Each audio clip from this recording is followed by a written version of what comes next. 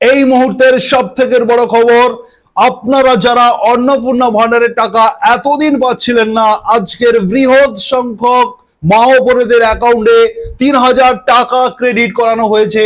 মাননীয় মুখ্যমন্ত্রী শুভেন্দু অধিকারী ঘোষণা করেছেন, নন্দীগ্রামের জনকল্যাণ শিবির থেকে তিনি ঘোষণা করলেন আজকের 15 তারিখ 15ই জুন 79 লক্ষ মা ও বোনেদের অ্যাকাউন্টে অন্নপূর্ণা ভান্ডার যোজনার টাকা ঢোকানো হয়েছে। 3,000 টাকা করে আপনাদের অ্যাকাউন্টে ঢোকানো হয়েছে। আপনারা প্রত্যেকেই সেই অ্যাকাউন্ট চেক করে নিন।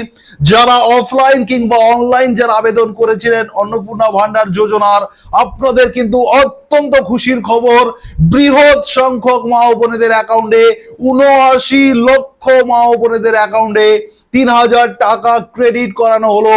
আজকের মাননীয় মুখ্যমন্ত্রী শুভেন্দু অধিকারীর বিশাল বড় ঘোষণা আপনাদেরকে শোনাবো। নন্দীগ্রামের মাটি থেকে জনকল্যাণ শিবিরের শুভ সূচনা, শুভ উদ্বোধনের বক্তৃতা দিতে গিয়ে তিনি এই কথাটি বললেন যে আজকের 15 তারিখ আজকের অন্নপূর্ণা ভান্ডার যোজনার 79 লক্ষ মা ও বোনেদের অ্যাকাউন্টে টাকা ছাড়া হয়েছে। শুনুন আপনারা সেই বক্তব্য। আমরা ইতিমধ্যে নির্বাচনে যে প্রতিশ্রুতি দিয়েছিলাম মা বোন দিদিদের আমরা 3,000 টাকা করে অ্যাকাউন্টে দেব, এই প্রক্রিয়া শুরু হয়েছে, আরো চলবে যতক্ষণ না তালিকা সম্পূর্ণ হয়।